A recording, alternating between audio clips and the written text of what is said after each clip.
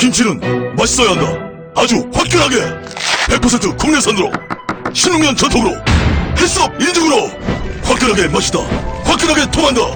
화통김치. 배추김치, 알짜김치, 총각김치, 깨잎김치, 깍두기도 화통. 검색창에 화통김치. 아우 맛있어. 한글도 남보다 빨리 깨치고 참 똑똑했는데 갈수록 실력이 뒤처지는 것 같아 걱정이에요. 혹시 초등학교 교과서 본 적 있어요? 어려운 어휘가 너무 많아요. 학교에서는 어휘 개념을 하나하나 설명해줄 시간이 정말 부족하잖아요. 그럼 어떡하죠? 내 아이의 어휘만큼은 내가 책임져야죠. 어휘 공부의 정성. 초등어휘 3천, 초등어휘 5천. 검색창에 초등어휘 3천을 쳐보세요. 눈에 들어가도 상처 위에 발라도 혹은 아이들이 실수로 먹더라도 괜찮아야 한다는 마음으로 달려왔습니다. 아이부터 어른까지 수아비스. 이렇게 좋은 화장품 전 국민과 나누기 위해 수아비스 아이 모델 선발 대회를 개최합니다. 아이부터 어른까지 수아비스. 아이를 포함한 가족 모두가 참여 가능합니다. 지금 검색창에 수아비스 화장품을 검색하세요. 아이부터 어른까지 수아비스. 평생을 수아비스와 함께할 모델 바로 여러분과 여러분의 아이가 될 수 있습니다. 아이부터 어른까지 수아비스.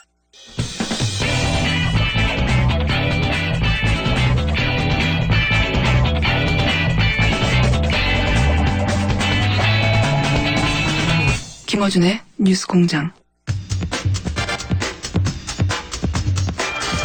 본격적인 대선 국면에 들어서면서 각 캠프 인재 영입 경쟁도 치열해지고 있습니다. 해서 저희가 민주당, 국민의당 양당의 이 인재 영입에 대한 입장 요청했는데요. 국민의당은 오늘은 논평하지 않겠다고 해서 오늘은 민주당 입장 먼저 들어보겠습니다. 이에 대한 반론이 있다면 국민의당 입장 다 함께 듣기로 하고요. 먼저 이은혜 더불어민주당 선대위숙 대변인 연결해보겠습니다. 안녕하세요, 의원님. 네, 안녕하세요. 네. 민주당에서 국민의당 영입 인사에 대해서 문제 제기를 했는데요. 어떤 부분이 네. 문제입니까? 안철수 후보가 이제 다시 당을 만들면서 인재 영입과 관련된 원칙을 말씀하신 게 있었습니다. 정치 혁신을 위한 인물 영입 3대 원칙이었죠. 네. 부패하거나 막말하는 사람이나 국민에게 상처를 주거나 남을 배척하는 사람, 그리고 기득권이나 힘 있는 사람 편에 서 있는 사람, 이런 사람들하고는 같이 하지 않겠다, 이런 3대 원칙을 발표한 바 있는데요. 며칠 전에 안철수 후보에서 영입한 인재들의 면면을 보니까 정말 이런 원칙이 어디 갔는지 찾을 수가 없었고, 또 언론에 보도된 내용만 보더라도 이 각종 부설이나 비리에 연루된 그런 분들이 많이 계시더라고요. 그래서 이 안철수 후보가 이야기했던 이런 원칙이 왜 어떻게 바뀐 건지 잘 납득이 안 되고요. 이렇게 되면 굉장히 본인이 가지고 있는 원칙과 이 현실이 굉장히 이렇게 괴리가 되는 게 아닌가. 그러면 본인의 그런 정책이나 이런 공약들, 약속들은 어떻게 실천할 수 있는지, 그런 데서 이제 많은 의문을 가질 수밖에 없습니다. 좀 구체적으로 일반론은 알겠습니다. 그러니까 영입 원칙을 발표했었는데 그 원칙이 맞지 않는 거 아니냐 이런 문제 제기인데 네네네. 좀 구체적으로 어떻게 원칙이 맞지 않는지 구체적 인사를 거론해 주시면요. 제가 이렇게 거명을 해서 말씀드리기가 좀 그렇습니다만, 좀 사례로 몇 분 말씀을 좀 드려본다면, 네. 하창우 법률지원단장 영입을 이제 발표를 했는데요. 대한변협 회장 출신에. 예. 전 대한변협 회장 출신인데, 이분은 테러방지법 기억하실 겁니다. 저희가 지난 총선 앞두고 국회에서 굉장히 국민들이 걱정을 많이 하고, 필리버스터를 했었던. 예. 예, 필리버스터를 그냥 며칠 동안 계속했었는데, 이 테러방지법의 찬성 의견을 개인도 아니고 대한변협 명의로 새누리당에 전달을 해서 굉장히 크게 논란이 됐었었죠. 그리고 안철수 후보는 찬성하고 있는 것으로 알고 있는데, 고위공직자 비리 수사처 설치를 반대하는 성명을 내기도 했습니다. 그러니까 안철수 후보가 공약하고 하겠다고 정책적으로 실현하고자 하는, 본인은 주장하는 그런 고위공직자 비리 수사처라든지 또 반대하는 테러방지법이라든지 이런 것에 대해서 이분은 전혀 다른 입장을 가지고 계신 분인데, 이런 분과 어떻게 함께 할 수 있는 건지, 그리고 김원용 상임 고문 같은 경우에는 공범 횡령과 같은 그런 혐의로 징역 2년을 선고받았던 분이고, 그리고 언론 보도에 따르면 평창 동계올림픽 유치 결정 투표를 앞둔 2010년에 자신의 IOC 부위원장 재도전을 위해서 동계올림픽 유치에 방해 활동을 했다, 이런 논란이 일기도 했던 분이고요. 또 이 조용택 특보나 유철한 인권특별위원장, 이런 분들은 사실은 또 지난번 새누리당 후보로 지난 총선 때 경선 출마를 하면서 최경환 당시 새누리당 의원에게 이제 지원을 받았던 이런 분들인데, 안철수 후보가 이야기하는 새정치, 그리고 혁신, 이런 것들이 이런 분들을 이렇게 대대적으로 영입했다고 하면서 어떻게 실현할 수 있는 건지 저는 잘 국민들이 납득하기 어려운 지 않을까, 이렇게 생각이 듭니다. 근데 이제 대선 국면에서 영입 인사들을 이제 광폭으로 가능하면 반대 입장에 섰던 정치권 인사들을 영입하려는 시도는 민주당 내에서도 많이 하고 있지 않습니까? 그렇죠. 예. 예를 들어서 진영 의원 같은 경우에는 박근혜 전 대통령 인수위 시절에 부위원장이었으니까요. 그러니까 뭐 정치적으로 반대 입장에 섰다는 것만으로 영입에 대해서 비판하는 거는 똑같은 기준으로 민주당도 공격받지 않을까요? 정치적으로 반대 입장에 있었어도 그 입장이 변화가 된 것 혹은 어떤 뭐라 그럴까요? 그렇게 바뀌었고 이렇게 함께 하겠다고 하면은 그 부분에 대한 좀 신뢰를 줄 수 있어야지 되죠. 예를 들면 그런 문제가 지적이 됐으면 저희도 그런 부분들 지적된 분들이 계셨습니다. 그러면 과거에 그렇게 논란이 되거나 문제가 됐던 부분들에 대해서 사과하고 이것이 정말 국민들이 실망하다 그러면 그 직책을 내려놓고 그냥 배그종근하겠다 해서 실제로 진정성 있게 돕겠다고 하는 것을 국민 앞에 제대로 밝히고 그렇게 전환해야 되는 게 맞다고 생각합니다. 이렇게 문제가 거론되고 제기되고 있음에도 불구하고 안철수 후보는 내가 한 일이 아니다 이렇게 발뺌하는 듯한 모습이고요. 아무도 책임지려고 하지 않고 지적된 문제에 대해서는 뭔가 입장을 표명해야 되는 것 아니겠습니까? 근데 이제 그 국민의당에서 안철수 후보가 이런 인재들을 다 직접 영입한 건 아닌데 그런데 네. 민주당이 안철수 후보의 직접 사과를 요구하는 이유는 뭡니까?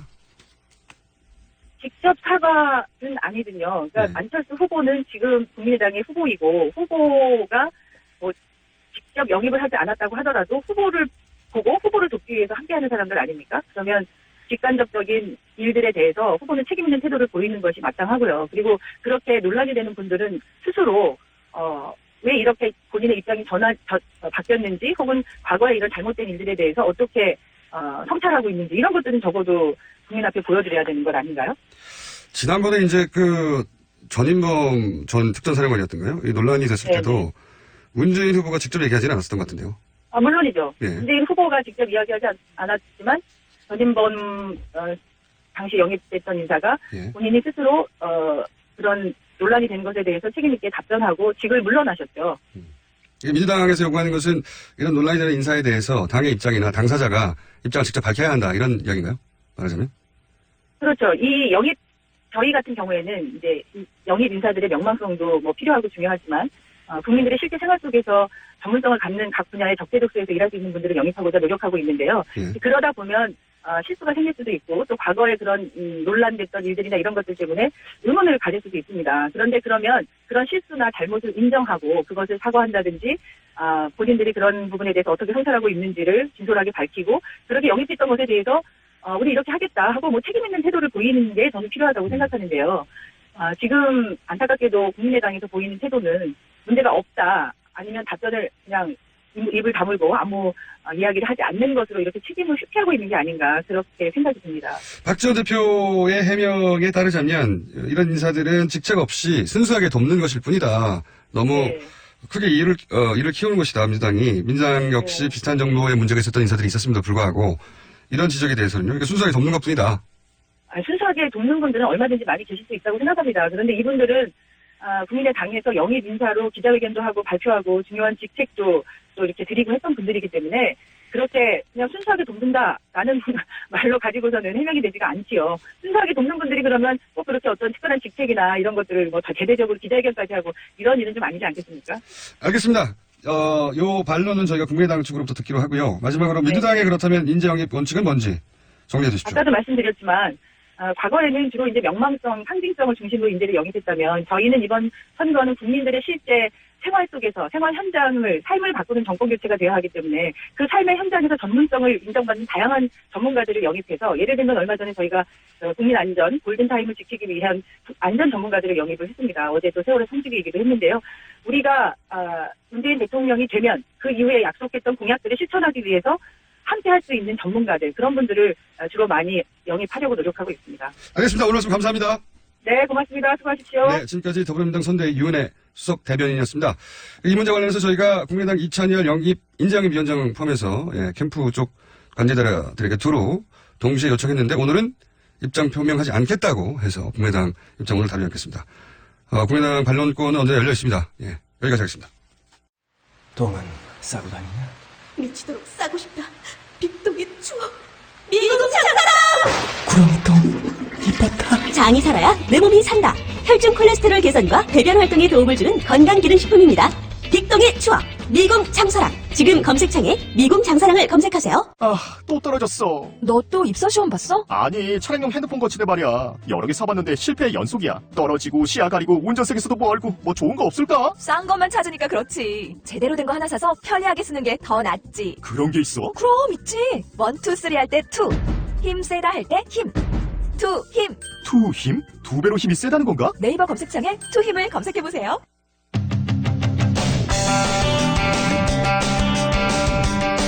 자, 대선 앞두고 저희가 마련한 특별 코너입니다. 지난주부터 하고 있는 대선 판읽기 리얼미터 권순정 조사 분석 실장 오늘도 나오셨습니다. 안녕하십니까? 안녕하십니까? 자, 이제 사람들이 이런 수치에 굉장히 민감한 때가 왔습니다. 네. 민감하고 정당도 민감하고 지지자들도 민감하고 다들 민감해요. 네. 그리고 여론조사라는 게 이제 기법에 따라서 수치가 꽤 큰 차이가 있기 때문에. 그렇습니다. 예. 자, 그러면, 지난 금요일이었죠. 네. 토론회. 맞습니다. 예. 그러니까 토론회 직후 그리고 주말 그리고 토일 이런 식으로 목금 금토 토일 여론조사들이 쭉 있었어요. 맞습니다. 예. 예. 그중에서 오늘은 어떤 여론조사 결과부터 먼저 말씀해 주실 겁니까? 예, 저 리얼미터가 좀 사정이 생겨서 예. 리얼미터가 주간 집계를 좀 얘기를 못하게 됐습니다. 그래서 리얼미터 거를 발표를 못해요. 네, 한국사회여론연구소 조사 결과를 중심으로 제가 말씀을 예, 드리겠습니다. 그 얘기 좀 더 하죠. 왜 못하게 예, 됐는지. 예. 리얼미터인데 리얼미터 조사 결과를 발표를 못합니다 지금. 예, 이 한국사회여론조사 조사는 예. 금요일 날 토요일입니다. 그러니까 예. 목요일 날 그 TV 토론이 있었으니까 그 다음에 가졌어요. 네. 다른 여론조사 기관이 조사한 것도 남의 결과잖아요. 예, 예. 그것도 다룰 수 있어요? 이미 공표됐기 때문에 문제가 없는 걸로 알고 있습니다. 남의 거라도 공표된 걸 막 쓸 수 있습니까? 예, 빨리 하시죠. 시간없습니다. 네. 아, 그렇군요. 예, 자. 그래서 한국사회여론연구소의 오자 다자 대결을 비교를 네. 해보면 문재인 후보가 46.9%, 그리고 안철수 조사 후보 기관 말하지 않아요? 나중에 얘기하겠습니다. 그렇습니다. 네. 안철수 후보가 34.4%. 그래서 두 후보 간의 차이가 12.5%포인트 차이입니다. 지난주의 결과를 보면 문 후보가 41.8%, 안 후보가 37.9%, 약 4%포인트 차이가 났는데요. 한 3배 정도 그 차이로 보면 한 4배 정도 벌어졌다고 보면 되겠습니다. 4%면 사실상 바짝 붙어서 양자대결 구도라고 할 수 예, 있죠. 1000명 조사이기 때문에 오차범위가 플러스 마이너스 3.1%포인트니까 그때 네. 상황에서는 오차범위 내로 붙어 있는 상황이었는데 이번에는 10%포인트가 넘었음으로써 이제 오차범위 밖으로 벌어진 상황으로 볼 수 있습니다. 그러니까 리얼미터 조사가 아니라 한국사회여론연구소에 예, 리얼미터 조사도 이제 공표는 되지 않았지만 전반적으로 지난주에 저희는 일반 조사인데 4일 연속 하락하는 양상을 보였고 중간 집계 또한 좀 이 한국사회여론연구소의 결과가 비슷한 양상을 보였습니다. 조금 더 소개를 해드리죠. 네. 홍 후보도 있는데 네. 예, 홍준표 후보가 6.8% 나왔고요, 유 후보가 3.4%, 그리고 심 후보가 2.9% 나왔습니다. 예. 이거는 한국사회여론연구소에 예, 예. 지난 주말 네. 금토 여론조사인 거죠? 금토 여론조사였고 하나가 더 있습니다. 예. 저희가 MBN 의뢰로 해서 예.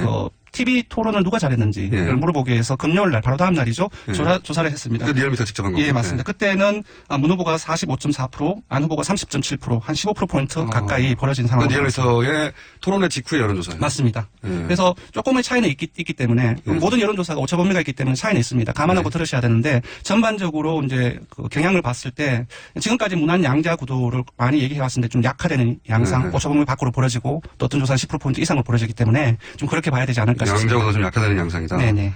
그게 지금 한국사회여론연구소의 금토 수치와 그리고 리얼미터의 토론회 직후 수치라는 거죠? 하나 더 있습니다. 하나 더 있어요? 예, 네. 한국리서치가 JTBC 의뢰로 조사를 한 게 있는데요. 이거는 네. 15, 16일 날 토일이죠. 네, 그 다음 이거는 일이네요. 이제 조사 기록을 말씀드려야 되기 때문에 숫자는 말씀드리지 못하겠는데 이 조사의 일주일 전에 예.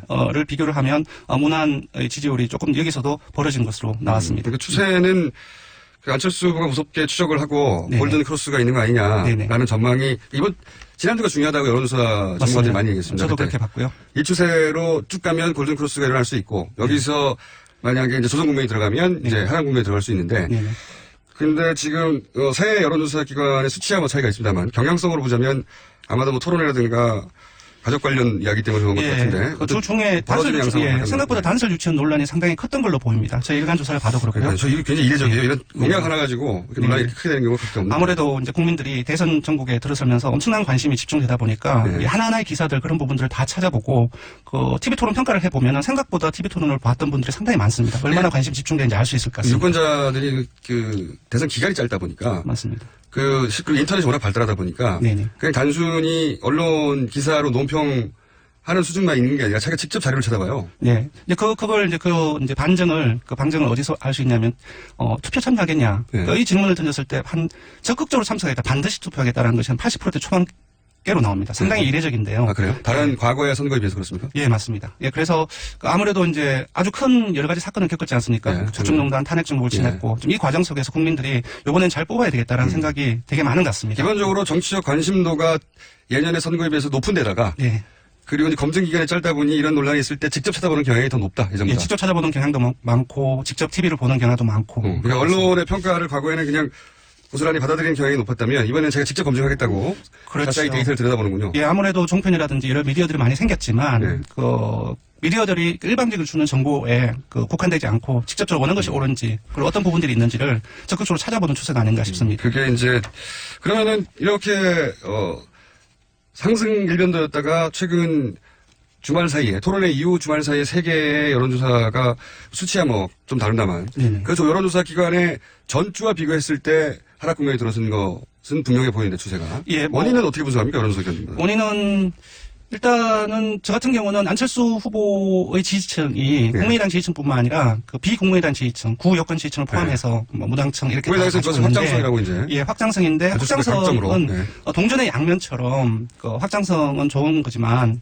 그 지지층의 응집력 자체가 약하다는 것이 단점이 있습니다. 그래서 좀 그 보수층, 구여권 그 지지층은 강하게 계속 유지를 하고 그리고 이제 문 후보를 따라잡으려면은 진보적이라든지 그 중도적인 진보까지 포함을 해야 되는데 또 그런 과정 속에서 아까 말씀드렸던 단서 유치원 논란이라든지 그 부인을 비롯한 어떤 검정 논란 또 최근에는 영입인사 논란까지 벌어지고 있는데요. 이런 부분들이 아까 말씀드렸던 그 진보적인 성격의 중도층 이런 부분들을 끌어들이는데 좀 한계가 있었지 않나 싶고요. 그리고 무엇보다도 중도 좌파 혹은 중도 진보라고 표현할 안철수 후보 표 안에 보면 보수에서부터 진보까지 스펙트럼이 정말 넓거든요. 그렇죠. 네. 그리고 그렇게 스펙트럼이 넓은 후보도 없어요. 맞습니다. 근데 여기서 이제 이런 논란이 그 왼쪽 편에 있는 후보, 그러니까 유권자층을 좀 움직였다. 네.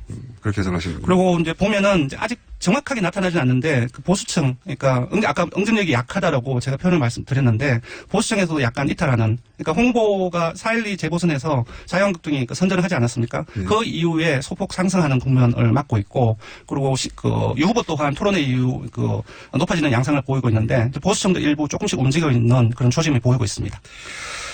그 실제 토론 이후의 여론조사에서 그 유승민 후보, 그 토론을 가장 잘한 후보로 전문가들 사이에서는 유승민 후보를 많이 꼽았네요. 예, 거의 일치하는 결과가 나왔습니다. 저희들이 그 목요일 날 토론회 끝난 이후에 금요일 날 긴급 조사를 했는데요. 이번 대선 후보 TV 토론에서 가장 잘한 후보는 누구라고 생각하십니까? 라고 질문을 했습니다.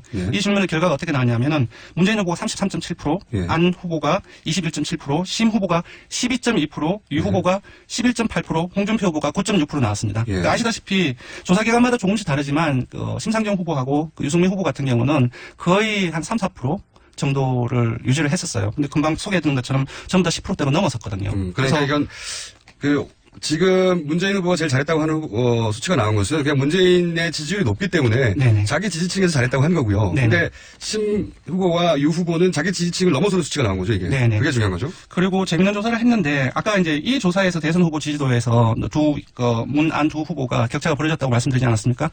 여기에서 가장 쟁점이 된 그 사안 중에 TV 토론에서 가장 관심을 본 것은 무엇입니까? 물어봤습니다. 이 이제 벌어진 이유랄까요? 그런 부분 좀 간접적으로 해석이 될 수 있겠는데 일자리와 재벌 개혁이 38.7% 나왔습니다. 그리고 적폐 세력 지지 논란이 18.4%로 2위로 나왔습니다. 이러한 전반적인 TV 토론 내에서 어떤 이슈의 선점성이랄까 그런 부분들에서 안 후보보다는 유 후보, 안 후보보다는 문 후보 쪽으로 좀 그렇게 인식하는 그런 결과가 나온 것 같습니다. 심 후보, 유 후보 두 분 모두 TV 토론을 자기가 받고 있던 지지율보다 더 잘했다고 2배 이상. 맞습니다. 2배 이상 3배 정도. 그러니까 자기 지지층이 아니었던 사람들한테 어필했다는 거죠, 이게. 그렇습니다. 그러다 보니까 유 후보의 지지율도 지금 받는 국면입니까? 유승민 후보의? 지금 금방 소개해드린 한국사회여론연구소에 의하면은 크게 반등했지는 않았지만 이번 주에 좀 다시 이번 주 초에 봐야 될 것 같습니다. 하지만 좀 반등을 하지 않을까라고 좀 예상하는 바입니다. 토론회가 계속 이어지면 최대 수혜자가 유승민 후보가 되지 않겠냐는 전문가들 전망을 제가 들은 적이 있는데. 근데 한 번 잘해도 계속 잘하는 건 또 아니니까요. 그렇죠. 첫 번째 인상은 그렇게 남았습니다. 자, 그리고 아까 이제 리얼미터가 조사했지만 리얼미터가 조사한 걸 발표할 수 없다고 말씀하셨는데 이유가 뭡니까? 원래 저희 리얼미터 정례조사, 일간조사가 예. MBN하고 매일경제신문 의뢰로 진행을 해왔습니다. 근데 어제 이제 아시는 분은 아실 텐데, 국민의당이 저희 조사를 가지고 검찰 고발 예정이라는 보도자료를 뿌렸어요. 그리고 알고 봤더니 MBN에 강하게 항의를 했고요. 결국 그 결과 어제 MBN이 리얼미터와 계약을 중단하겠다고 통보를 해왔습니다. 그래서 매주 월요일 아침 9시면 저희 주간 집계가 전부 다 공표가 되는데, 그래서 못하게 됐고요. 그래서 계약도 어제부로 끝나게 됐습니다. 그 이유입니다. 네.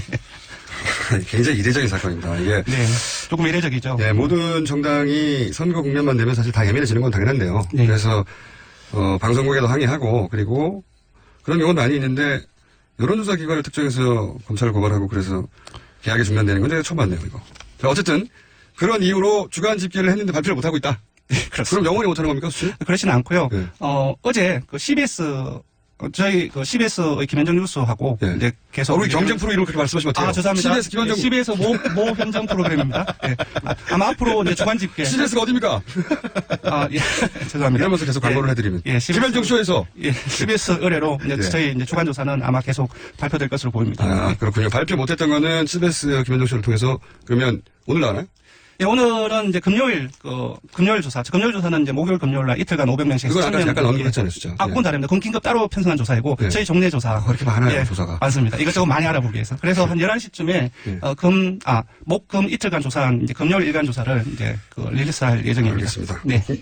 조사 기간을 말씀해 주세요. 이때가 쭉 얘기했던 거. 조사 개혁 안 하면 안 되죠. 예. 그래서 제일 먼저 정말요? 말씀드렸던 한국사회여론연구소의 조사는 14일과 15일간 실시됐고요. 전국 19세 이상 유권자 1,015명을 대상으로 했습니다. 무선 81%, 유선 19% 전화 면접 조사를 실시했고요. 표본 오차는 95% 신뢰 수준 플러스 마이너스 3.1%포인트입니다. 응답률은 17.3%이고요. 그리고 리얼미터 대선 토론 긴급 조사는요. 이 조사는 MBN 매일경제가 의뢰했고요. 리얼미터가 실시했습니다. TV 토론 다음 날인 4월 14일 날 실시를 했고요. 전국 19세 이상 유권자 1,011명을 대상으로 했습니다. 무선 90%, 유선 10% 자동 응답 조사를 실시했고요. 표본 오차는 95% 신뢰 수준 플러스 마이너스 3.1%포인트. 응답률은 10.6%고요. 두 조사 모두 자세한 사항은 중앙선거 여론조사심의위원회 홈페이지를 참고 부탁드립니다. 한 개 좀 여쭤볼게요, 마지막으로. 이게 이제 지금 소개해 주신 세 개의 여론조사는 네. 그 각 여론조사 기관이 조사한 것의 전주 수치에 비해서 그러니까 그 여론조사 기간 내의 전주 네. 수치에 비해서 격차가 벌어졌다. 맞습니다. 이게 추세라고 말씀하셨잖아요. 네. 근데 여론조사 그 수치 발표된 것 중에 오늘 나온 것 중에 이제 중앙일보 수치는 이제 제가 개요를 다 말씀드려야 되니까 네네. 역시 마찬가지로 수치를 말씀드릴 수는 없는데 중앙일보의 또 여론조사를 보면 딱 붙었어요. 네네. 예. 이렇게까지 그러니까 다른 세계 여론조사 기관은 한 10% 이상 차이가 나는 수치가 나왔는데 주말 네네. 거는 네. 중앙일보 거는 거의 1% 가까이 붙었거든요. 네네. 이렇게 큰 차이가 벌어진 이유는 뭡니까? 저는 여론조사도 경향성은 비슷해야 되잖아요. 네. 일단 여론조사 전문가들은 세 가지를 이유를 듭니다. 가장 먼저 누구한테 전화했는지. 그리고 소위 이제 네. 샘플이 뭐였느냐? 예, 샘플이 뭐였는지 골고루 조사했는지 이 부분이 샘플링에 대한 문제인데 이것은 유선하고 무선의 비율과 상당히 가깝게 비율과 긴밀하게 연관되어 있습니다. 그래서 유무선 비중 때문에 그런 예, 겁니까? 근데 지금 중앙일보 조사의 유무선 비율은 제가 정확하게 확인하지를 못했는데요. 그럼 다음 시간에 알려주세요. 네네, 알겠습니다. 오늘 이 소재를 다룰 시간은 안 되는데 네네. 저뿐만 아니라 많은 유권자들 궁금해할 겁니다. 여론조사 수치라는 게 결국은 이제 정확하게 몇 프로인지는 알 수가 없고 그건 선거를 해봐야 하는 거고요. 추세를 보는 건데 전체적인 추세를 보시는 게 좋습니다. 네, 그러니까 추세를 보는 건데 이 추세를 보기에도 너무나 큰 차이가 나니까 뭐가 맞는 추세인지 헷갈리는 거죠. 네, 아무래도 물론 이제 다른 조사들도 전부 다 좋은 조사 기관들이고 하지만 아무래도 지금과 같은 대선 조사에서는 한국갤럽이나 리얼미터라든지 금방 소개해드린 어떤 이런 조사 기관처럼 유무선 비율이라든지 조사 방식이라든지 설문지 문안이라든지 그걸 고정적으로 계속 동일하게 시행하는 조사 기관의 전체적인 경향들을 중심으로 보시는 것이 좋지 않나 싶습니다. 그 부분 다음 시간에 한번 설명해 주십시오, 자세히. 네, 알겠습니다. 네, 오늘 여기까지 하겠습니다. 지금까지 리얼미터 권순정 조사 분석 실장이었습니다. 고맙습니다.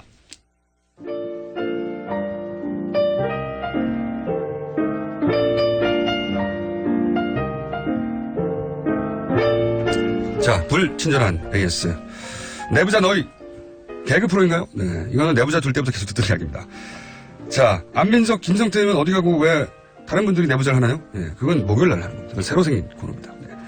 그래서 내부자가 더 생겼어요. 내부자 너희가 된 겁니다. 자, 평소 공장장을 과한 음모론자로 생각할 때 많은데 더 플랜 보고 생각이 바뀌었습니다. 그렇게 생각하시는 분이 있었군요. 네. 생각을 고쳐주시기 바랍니다. 자, 이 영화 관련해서는 제가 이 프로그램에서는 언급을 하면 뭐랄까요? 자기 이익 충돌을 회피해야 될 의무에 어긋나서 제가 할 수가 없습니다. 네. 옆에 지금 떠드는 분은, 민원연의 김한경 사무처장인데, 코너가 아닌데 벌써 떠들고 잡음을 넣고 계십니다. 그러시면 안 되고요. 자, 그 외에, 도깨비를 닮은 공장장이라니요. 제가 아무리 김원수 씨 팬이지만, 이건 아니네요. 네. 저도 그렇게 생각합니다. 여기까지 하겠습니다.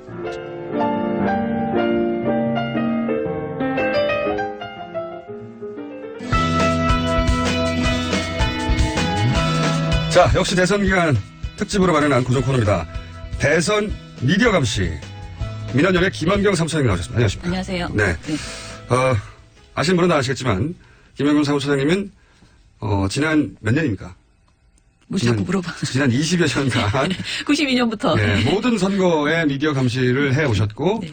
이제 점점 감시해야 될 영역이 늘어나고 있습니다. 예전에는 그냥 신문 방송만 하면 됐었는데, 그럼요. 그죠? 예. 요즘은 뭐 신문, 방송, 포털, 다 해야 돼, 종편. 예. 할 일이 너무 많으세요. 예. 자, 오늘 주제는 어떤 겁니까? 오늘도 지난주와 연이어서요. 그 안철수 후보와 문재인 후보 두 후보에 대해서 기사 제목의 유불리를 모든 네. 매체를 다 한번 통계를 내봤어요. 그냥 그런 말들이 하도 많으니까 네네. 통계를 한번 내보셨다. 네네. 네. 그래서 먼저 신문방송 양적 분석을 해서 발표를 하고 있는데 그 중에서 네. 기사 제목을 중심으로 특정 정당에게 유리하거나 긍정적인 표현을 한 경우와 반대로 불리하거나 부정적인 표현을 한 경우를 네. 분석을 한 거고요. 그럼 이게 전수조사를 하신 네, 거고. 이 체크는 한 기사에서 3개 정당이 관련이 있으면 3개 정당을 다 체크를 하는 네. 그런 식으로 한 것입니다. 정량적 분석을 하신 거네요. 네. 예. 3월 20일부터 매주 월요일부터 토요일까지 신문을 4주간 분석을 한 결과가 있는데요. 네. 3월 20일부터 4월 15일까지 4주 동안의 신문 제목 중에서요. 네. 민주당에 유리한 그 유불리 기사 그 관련된 게 19건, 그러니까 유리한 게 19건, 민주당 유리한 게 19건. 예, 불리한 기사가 61건이었어요. 61건. 국민의당은 유리한 기사는 35건, 불리한 기사는 15건이었거든요. 네. 근데 이거를 유리한 것을 플러스 1, 불리한 것을 마이너스 1로 점수를 내면 민주당 같은 경우에는 마이너스 42점, 국민의당은 플러스 20점 이렇게 나왔다고 보시면 됩니다. 민주당이 뭐 계속 언론에 대해서 편파질하고 불만을 하는 것은 수치로는 맞는 얘기네요. 네, 그리고 방송의 경우는 신문에 비해서 민주당과 국민의당 모두 유리한 제목보다는 불리한 제목이 더 많았던 것으로 나왔습니다. 방송은 이게 제목 장사를 또 해야 되겠죠. 그렇죠. 예. 그런데 편차는 여전히 존재하는데요. 3월 20일부터 4월 14일까지 총 보도를 보면 민주당 유리 보도가 6건, 분리 보도가 169건이었어요. 더 크죠. 네. 국민의당은 유리 보도가 25건, 분리 보도가 37건. 예. 그래서 플러스 마이너스 해보면. 예, 민주당은 마이너스 163, 국민의당은 마이너스 12. 예, 이것도 이거는 편차는 민주당이 또 그때 당시 1등 지지율 정당이었기 때문에 더 많은 관심 대상이 되었기 때문에 그런 것도 있고요. 그런 것도 그리고 있죠. 또 후보가 네. 확정되면서 국민의당 관련된 의혹 보도도 많아지면서 네. 유불리 편차가 줄어들었다 이렇게도 볼 수 있습니다. 예, 어쨌든 총 수로 보면 민주당이 불리한 기사 수치 훨씬 높긴 합니다. 그렇죠. 자, 저희가 연합뉴스도 지금 모니터를 하고 있는데요. 네. 연합뉴스를 4월 3일부터 4월 7일까지 5일간 네. 연합뉴스 홈페이지의 정치면과 홈페이지 안에 또 대선 페이지가 있어요. 네. 그 두 페이지에 실려 있는 모든 대선 관련 기사를 모니터를 해봤습니다. 네, 가장 대표적인 통지사니까. 네네. 네. 그런데 더불어민주당 관련돼서 마찬가지로 제목에서 부정적인 것이 13건, 네. 긍정적인 것은 4건, 중립적인 것이 62건이었습니다. 네. 근데 국민의당은 부정적인 것이 9건, 긍정적인 것이 12건, 그리고 중립적인 것이 42건입니다. 네. 사실 이거는 그 신문방송에 비해서는 편차가 크지 않은데요. 예. 연합뉴스라는 그 매체의 특성상 거의 스트레이트 보도이고요. 그렇죠. 예, 그런 의미에서는 이게 사실은 이 작은 수치도 사실 의미가 있다라고 생각이 되었습니다. 아시다시피 이제 통신사이기 때문에 네. 통신사는 논평을 하는 게 아니라 그렇죠. 사실관계를 보도하는 매체인데 사실관계를 보도하는 통신사에도 이런 경향성은 보인다. 그래서 뭐 홍준표 후보가 자꾸 보수 매체들이 네. 자유한국당을 버렸다고 자유한국당을 버리고 왜 국민의당 우호적으로 나오냐고 계속 그렇긴 문제 하죠. 제기를 하는 거죠. 네. 예. 포털도 조사해봤는데요. 3월 20일부터 4월 9일까지의 네이버 모바일 메일 뉴스에 배치된 기사 중에서 그 메인 중에서 12번째 기사까지를 12번째 기사까지가 기준이 된 이유는 뭐죠? 소위 그러니까, 일면? 네, 일면 이렇게 스크롤 한 번 내렸을 때까지만. 그러니까 휴대폰 기준으로 해서 네. 스크롤을 그러니까 첫 화면에 뜨는 기준 네. 그런 예. 기준으로. 네, 그 중에서 후보를 제목으로 또 이제 논조를 비교해봤는데요. 문재인 후보가 첫 번째로 언급된 경우가 총 287건이었는데 이 중에서 부정적인 기사가 84건, 그리고 네. 긍정적인 기사가 62건이었습니다. 이거는 또 점수로 매겨보면 마이너스 22예요. 예. 그리고 안철수 후보 관련돼서는 부정적인 기사가 28건, 그리고 긍정적 기사가 92건이어서요. 플러스 64점 이렇게 나오고 있습니다. 그 포털에 이건 단순히 이제 그 스크롤을 하지 않은 휴대폰 기준 첫 번째 뜨는 기사 제목물 가지고 분석한 거죠. 네, 모든 대선 기사 제목을 다 본 겁니다. 실제 그 기사의 내용이 아니라 제목만 가지고 평가를 한 예, 정량적 분석인데 네네. 부정적 여기서도 이제 문재인 후보가 불리한 수치가 높네요. 예. 이건 이 경향성은 사실은 방송 언론 포털 일관되네요. 예, 거의 비슷하게 계속 나오더라고요. 그렇군요. 예. 이렇게 되면 그 정당에서 항의하지 않습니까? 이런 수치를 보면 누구한테요? 언론사 근데 항의하기도 하지 않나요? 지금 국민의당 같은 경우에는. 국민의당이 요즘 항의를 많이 하는데 이 수치대로라면 국민의당은 항의를 하면 안 되는 거네요. 근데 제가 말씀드리고 싶은 건 사실은 저는 이렇게 유불리 가지고 네. 너무 따지는 것이 별로 의미가 없다라는 생각을 선거보도에서 좀 많이 하거든요. 네. 그러니까 진짜 왜 중요한 그렇습니까? 것은 유불리가 아니고 정말 국민에게 필요한 정보를 지금 선거보도에서 전하고 있는가. 그게 더 아하. 중요한. 어떤 정당에게 불리하더라도 그게 국민이 알아야 될 그렇죠. 내용이면. 왜냐하면 민주당이나 예. 그 문재인 후보가 훨씬 부정적으로 보도할 요인이 많으면 부정적으로 보도해야죠. 그렇죠. 예. 진실을 보도하는 게 더 중요하고 네. 그리고 정책도 유불리를 떠나서 누구에게 유리한가 불리한가가 아니고 그냥 제대로 정책을 비판하는 네. 그런 보도를 해야 되죠. 그리고 그러니까 검증 보도도 그렇고. 문재인 후보가 예를 들어 부정적으로 거론돼야 될 기사가 10배가 넘는데 5배만 해도 그거는 불공평한 거죠. 그렇죠. 예. 그런 관점으로 말씀하시는 건데. 예. 근데 지금 너무 제가 숫자만 자꾸 얘기를 해서 제가 좀 아쉬움이 있어서 제가 먼저 이렇게 네, 문제의식이 뭡니까, 그러면? 이런 면에. 숫자는 이러한데. 예. 그거보다 더 본질적인 문제는 뭔가요? 예. 지금 사실 가장 유행하는 거는 네거티브 보도거든요. 근데 이제 그것이 그렇죠. 대선 후보 선거는 네거티브죠. 대선 후보 검증 보도라는 그런 네. 포장, 특히 요즘 팩트 체크가 또 유행이 되면서 팩트 체크하는 보도들이 많아진다. 이렇게 하면서 굉장히 이제 뭐 방송사마다 신문사마다 내놓고 있습니다. 그런데 이게 언론이 의혹을 합리적으로 제기만 하고 사실관계를 끝까지 입증되었을 때만 보도하는 것이 아니고 그냥 완전히 그야말로 카더라성 그런 의혹을 제기하는 경우들이 예를 들면요? 예, 굉장히 지금 많아졌죠. 그래서 예를 들자면 뭐 문 후보 아들 특혜 취업 의혹에 네. 대해서 지금 언론 보도 엄청나게 많이 나오고 있죠. 그런데 굉장히 사실상 많습니다. 이 사안은 문 후보 측과 고용정보원 등에서 해명이 거의 다 나왔어요. 그리고 해명이 되지 않는 부분은 지금부터는 이제 감정적인 호소. 부분 석연치 않다는 의혹을 계속 제기하는 이런 식의 내용들이거든요. 그런데도 계속 문 후보 아들 그 의혹에 대해서 별거 새로운 것이 없음에도 불구하고 계속 보도가 나오고 있는 언론 거예요. 입장에 또 이런 것도 있습니다. 왜냐면은 안철수 후보 관련해서 이제 뭐 크든 작든 계속해서 새로운 종류가 나오는데 네. 뭐 이게 이제 언론사들이 이런 보도를 할 때 기계적으로 양쪽 균형을 맞춰줘야 된다고 하는. 그러니까 맞추면 안 된다는 거죠. 제발. 민원연의 입장은 예. 이미 이 사안은 똑같은 얘기의 반복인데 네. 기계적으로 맞추려고 억지로 끼워넣는 것도 이건 그렇죠. 불공정한 거다. 이렇게 그렇죠. 보시나? 그것은 그리고 똑같은 내용을 계속 반복하고 이게 똑같진 않아요. 사실은 아주 작은 문제들을 하나씩 계속 발굴해내고 있는데 그것이 이렇게 핵심적인 내용이 아니고 격가지이고 그 사안의 본질을 전혀 건드리지 못하는 그런 의혹들이 자꾸 추가로 나오고 있는 것인데요. 거꾸로 이제 이렇게 생각하시는 분도 있을 거예요. 이제 이 민당을 지지하지 않는 분들 입장에서는 저 의혹이 안 풀렸는데 왜 더 이상 안 보도해? 이렇게 요청하는 분들도 있긴 있겠죠. 그런데 그 의혹이 정말 할 만큼 다 했으면 그것을 다 전해줘야 되는데 그 내용도 또 안 전해준다는 거예요. 그 의혹에 대한 해명을 한마디로 저는 누가 한마디 하거나 뭔가 작은 사안이라도 하나 더 꺼내서 계속 의혹을 반복해서 뉴스로 재생산하고 있는 이런 행태가 적절치 않다. 그리고 검증 보도는요. 진짜 검증 좀 제발 해줬으면 좋겠다. 검증 보도가 검증을 안 하고 네. 주장만 전달하고 있다 양쪽에. 이게 검증을 안 하는 것도 물론 못하는 것도 있지만은 사실 검증을 제대로 철저하게 하기 시작하면은 그것이 이제 그 유불리 또 유불리에 빠지게 되는 이런 경우들이 많아지잖아요. 그래서 어떻게 보면 약간 양시양비론이랑 기계적 균형에 빠져가지고 지금 검증을 제대로 하지 않고 회피하고 있는 건 아닌가 그런 생각이 들고 그래서 이렇게 진실 추적을 포기하거나 선거 쟁점에 대한 가치 판단을 유보하거나 이렇게 하면 비겁한 안 태도네. 좋다. 예. 좀 비겁한 태도. 네, 그러니까 양쪽 캠프 혹은 뭐 다른 캠프들이 주장하는 건 담으면서 네. 언론기관들이 직접 자기들이 검증한 내용은 다루지 않고 빠진다. 그렇죠. 따옴표 보도라고 요즘 제가 따옴표 보도. 비판하는데. 예. 그러면서 공정한 척 한다. 네네. 이런 연의 문제의식은 그렇다. 네. 자, 그리고 이제 여기 다루신 영역 중에 종편도 있지 않습니까? 최근에 종편 관련해서는 어떻습니까? 종편은 제가 파파스에 냈는데 이번에 너무 더플랜 때문에 좀 잘렸는데요. 지금 그 3D, 3D 이거 가지고 너무 많이 놀려서 제가 진짜 이거 너무했다 해도 너무했다 그렇죠. 생각될 정도로 뭐 재밌는 사안이니까. 말장난을 가지고 정말 여러 차례 며칠에 걸쳐서 계속 놀리는 그런 뭐 행태들을 보이는데 이것도 상당히 어떻게 보면 편파적인 그런 행태인 거죠. 그리고 또 민영삼 씨, 저희 민원연에서 계속해서 주목했던 네. 종편의 근데 이분이 프로그램이신데. 14일 안철수 국민의당 대선 후보 선거대책위원회에 특보로 합류를 했거든요. 네. 그래서 이에 대해서 뭐 언론 보도들이 하루 정도 굉장히 많이 나오더라고요. 근데 이분이 사실 막말에 가까운 강한 표현을 많이 썼고 특히 친노패권주의, 친문패권주의에 대한 비판을 많이 해서 반문 전도사라는 별명이 붙어 있을 정도거든요. 종편 모니터링 하시는 분한테 굉장히 주목받는 평론가셨죠. 그렇죠. 예, 워낙 인기 있는 분이었어요. 왜냐하면 그 발언이나 표현이 강하고 귀에 팍팍 꽂혀서 인기 네. 있는 분인데 예를 들어서 컷 하나 들어볼까요? 이게 이제 정치권에서는 그 여자가 설치면은 잘해봤자 번전이다 이런 얘기가 사실 옛날에 유교적 가치 질서가 아주 지배적일 때 남존 여비 남아사성을 선호할 때 얘기죠. 근데 이 현모양처 쪽보다는 아주 그 속된 말로 좀 설친다, 나댄다 할 적에 설친다, 나댄다는 표현보다는 좀 적극적으로 해요. 적극적으로 좀 이렇게 활발하다. 그런 이렇게. 유형으로 대표적인 분이 바로 이제 문재인 전 후보의 그 부인으로 이렇게 분류되죠. 그러네요. 네. 예, 나댄다. 네. 아까 방송에서 국민의당이 안철수 후보가 전에 그 막말 하시는 분도 안 받겠다 그렇게 말씀하셨다고 들었거든요. 그래서 그것 때문에 이걸 컷을 네, 저도 그래서 대표적으로 이제 민원연에서 오랫동안 주목했던 분이었기 때문에 이번에 대한 예. 자 이게 수치만 다루면서 시간이 금방 지나가네요. 예. 그렇죠. 시간이 다 됐습니다. 아까 리얼미터 건수정실장이 언급한 한국리서치 연구소는 JTB 시간인 손영희 신문이었다. 정리해드리고요. 자, 대선 미디어 감시를 다음 주에도 계속 이렇게 성적 정량적 분석 계속해가겠습니다. 네네. 네. 오늘 여기까지 하겠습니다. 민원연의 김원경 사무처장이었습니다. 감사합니다. 감사합니다. 저는 김원준이었습니다. 내일 다시 뵙겠습니다.